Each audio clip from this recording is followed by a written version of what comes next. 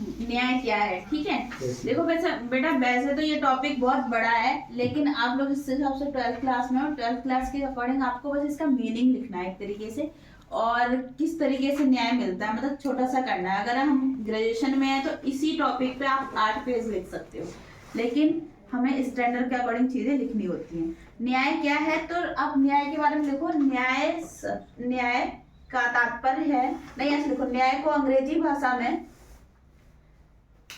Justice, JUSTIC,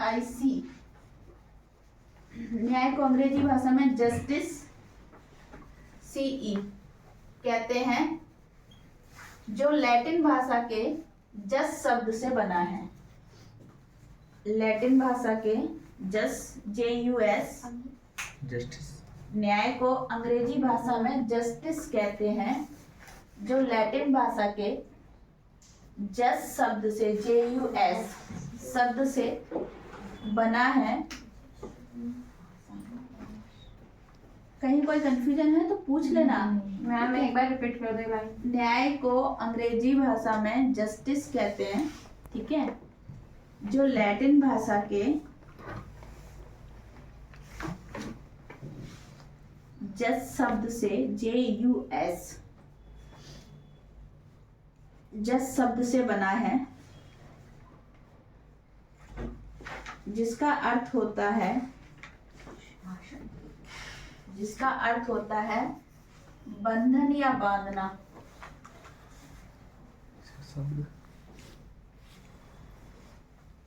बंधन या बांधना।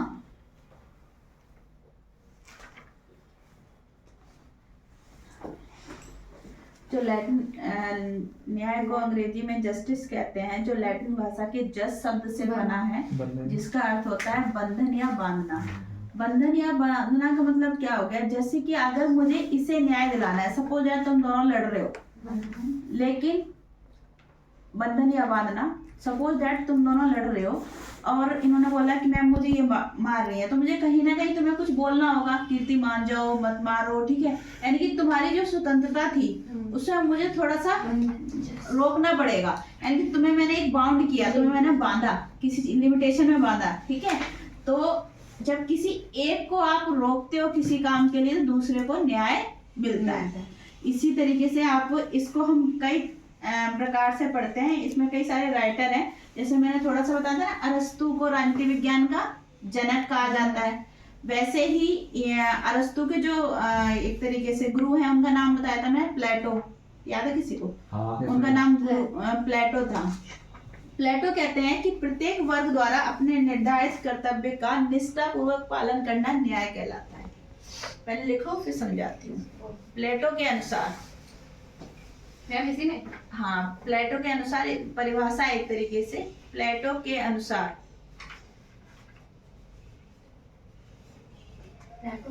हाँ, प्रत्येक वर्ग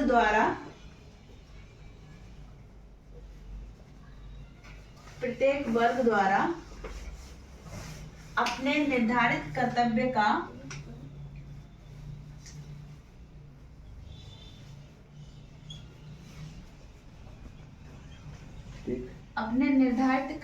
का निर्धारित लिख लोगे ना?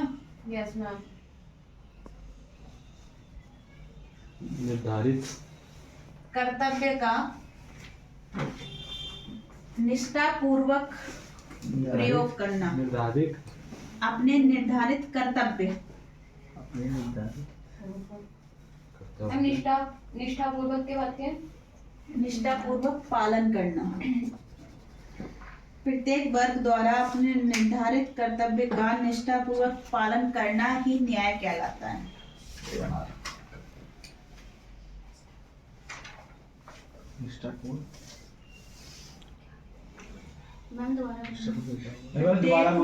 प्रत्येक वर्ग द्वारा अपने निर्धारित कर्तव्य का निष्ठापूर्वक पालन करना ही न्याय कहलाता है। कहने का तात्पर्य ये है कि अगर मैंने आपको बोला, आप स्टूडेंट्स हो, ठीक है, मैंने कल परसों आपको कर्तव्य, मौलिक अधिकार कुछ वर्ड बताए थे ना, तो कर्तव्य क्या होता है, जो हमें करना चाहिए, और अधिकार जो हमें मिलते हैं। तो मैंने यहाँ पे लिखवाया कि प्रत्येक वर्ग द्वारा, वर्ग मतलब अमीर, गरीब, या फिर आप पूंजीपति, पॉलिटिकल साइंस की भाषा में पूंजीपति कह सकते हो, या सर्वहारा वर्ग कह सकते हो। जो गरीब वर्ग होता है उसके लिए सर्वहारा वर्ड यूज किया जाता है। ये मार्क्स ने 2 वर्ड यूज किया। मार्क्स नाम के एक व्यक्ति थे, तो उन्होंने अमीर वर्ग के लिए पूंजीपति वर्ड शब्द यूज किया है, ठीक है।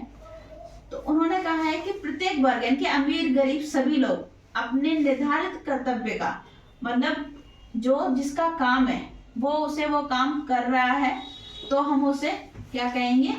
अगर हम अपना काम कर रहे हैं तो मेरे काम करने से, सपोज तुम यहाँ पे पढ़ने आते हो, ठीक है, तुम लोग पढ़ने आते हो, अगर मैं आपको नहीं पढ़ाती हूँ तो कहीं ना कहीं मैं अपने कर्तव्य का पालन नहीं कर रही हूँ और आपको न्याय नहीं मिल रहा है, ठीक है।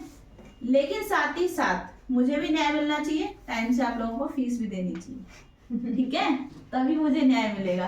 तो कहने का मतलब ये है कि एक व्यक्ति अपने कर्तव्य का पालन करता है तो दूसरे व्यक्ति को न्याय मिलता है। समझ में आ गया। इसके अलावा आगे चल के न्याय को 2 भागों में बांटा है। आप कह सकते हो न्याय को 2 भागों में बांटा जा सकता है। लिखने के हाँ, न्याय को 2 भागों में बांटा जा सकता है। एक अर्थ है इसका व्यापक अर्थ, एक है संकीर्ण अर्थ।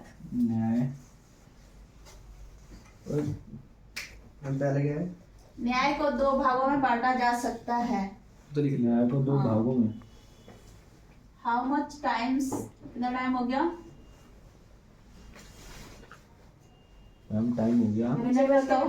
8:55 यार 6:55 कितना मिनट हो गए? 7 मिनट होने वाला है बस। 2 भागों में बांटा जा सकता है। एक है न्याय का संकीर्ण अर्थ। संकीर्ण मतलब छोटा, नैरो। पॉइंट डाल के लिखना मैम। हाँ, ऐसे 2 पॉइंट डाल दो। न्याय को 2 भागों में बांटा जा सकता है। फिर नंबर 1 न्याय का संकीर्ण अर्थ। संकीर्ण का अर्थ मतलब होता है छोटा। न्याय का संकीर्ण अर्थ और न्याय का व्यापक अर्थ।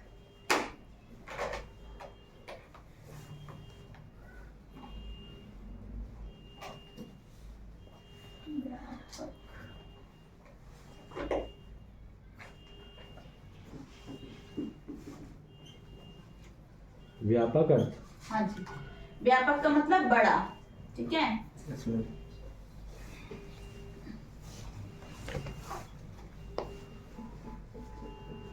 संकीर्ण अर्थ का मतलब हो गया अपने कर्तव्य का पालन करना, ठीक है।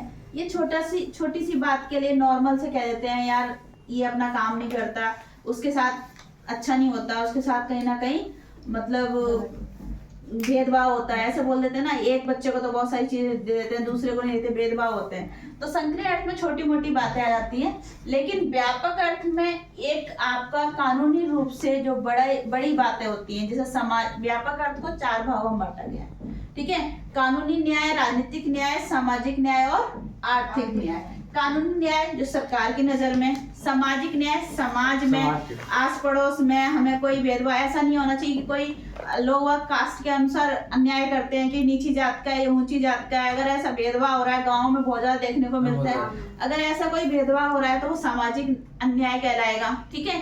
अगर सबको समान माना जा रहा है, चाहे ऊंच नीच जाति पाति कुछ नहीं देखा जा रहा, तो वो सामाजिक न्याय कहलाएगा। और सामाजिक न्याय और राजनीतिक न्याय क्या होता है, जैसे हम अगर 18 साल के आप लोग हो जाते हो तो हम सबको ही वोट डालने का अधिकार मिलना चाहिए। ऐसा नहीं कि भाई अमीर व्यक्ति को या ज्यादा पढ़े लिखे व्यक्ति को वोट डालने का अधिकार है, गरीब को या फिर कम पढ़े लिखों को नहीं है, ये सब नहीं होना चाहिए। राजनीतिक न्याय का मतलब होता है मतलब कि वोट डालने का अधिकार या फिर किसी भी राजनीतिक रूप से सबको समानता मिलनी चाहिए। आगे आता है आर्थिक न्याय। आर्थिक न्याय का मतलब होता है, जैसे आपने देखा होगा इस एरिया में खूब फैक्ट्रीज है, फैक्ट्री में देखा होगा एक लेडीज भी काम करती है, एक लेडी काम करती है, एक जेंट्स काम करते हैं। लेडी को बहुत कम सैलरी मिलती है और उसी काम के लिए जेंट्स को ज्यादा मिलती है, जबकि काम हो सकता है दोनों बराबर करते हो। तो ये कहीं ना कहीं आर्थिक अन्याय है। आर्थिक न्याय नहीं है, आर्थिक अन्याय। लिंग के आधार पर भेदभाव हो रहा है। इसी तरीके से कभी कभी और भी तरह का आर्थिक अन्याय किया जाता है, मतलब महिला को बहुत कम वेतन दे दिया, पुरुष को ज्यादा वेतन दे दिया, या फिर बच्चों को बहुत कम दे दिया। इसी तरीके से अगर कहीं आप मतलब बराबर पढ़े लिखे होने के बावजूद भी आपको वेतन में डिफरेंस मिल रहा है, और काम हो सकता है महिला से ज्यादा भी करवाया जाए, या काम इस तरह के दे दे महिलाओं को जो उनके कहीं ना कहीं आत्म सम्मान के लिए अच्छी बात नहीं है, लेकिन न्याय फिर भी ना मिले। आर्थिक न्याय का मतलब होता है पैसे से संबंधित भेदभाव, ठीक है, या कोई चीज बच्चे को महंगी दे दी तो भी वो आर्थिक अन्याय हो गया। इस तरीके से मैंने क्या बताया आपको, एक तो न्याय का मीनिंग बताया, ठीक है, न्याय को इंग्लिश में जस्टिस कहते हैं, जस्ट शब्द से बना है जिसका अर्थ होता है बंधन या बांधना। जब एक किसी की स्वतंत्रता को आप बांधोगे तो दूसरे को न्याय मिलेगा, मतलब अनुचित स्वतंत्रता को, ठीक है। हमने स्वतंत्रता में पढ़ा था ना कि बंधन होने चाहिए, उचित बंधन होने चाहिए, थोड़ी बाइंडिंग होनी चाहिए, लेकिन लिमिटेशन में होनी चाहिए। ऐसा नहीं फ्रीडम एकदम ही दे देंगे तो अराजकता फैल जाएगी, फिर तो जो अमीर व्यक्ति होगा या ताकतवर होगा उसी की तानाशाही हो जाएगी, तो ऐसा नहीं होना चाहिए। उसी तरीके का न्याय भी कंसेप्ट है। न्याय को दो भागों में बांटा, एक संकीर्ण अर्थ और एक व्यापक अर्थ। व्यापक को हमने 4 भागों में बांटना है, कानून न्याय, राजनीतिक न्याय, सामाजिक न्याय और आर्थिक न्याय। कानून न्याय समझ में आ गया, जो कानून की नजर में, ऐसा नहीं है कि पीएम का अगर बेटा है उसने कोई दंड अपराध किया है तो उसको भी उतना ही दंड मिलना चाहिए जितना कि एक मजदूर के बेटे को। इसी तरीके से सामाजिक न्याय में जाति पाति के आधार पर भेदभाव नहीं होना चाहिए। राजनीतिक न्याय में सबको वोट डालने का अधिकार। आर्थिक न्याय में किसी भी तरह के काम के लिए, समान काम के लिए समान वेतन, ठीक है। तो सारे कंसेप्ट ये समझ में आ गया होगा इब्राहिम।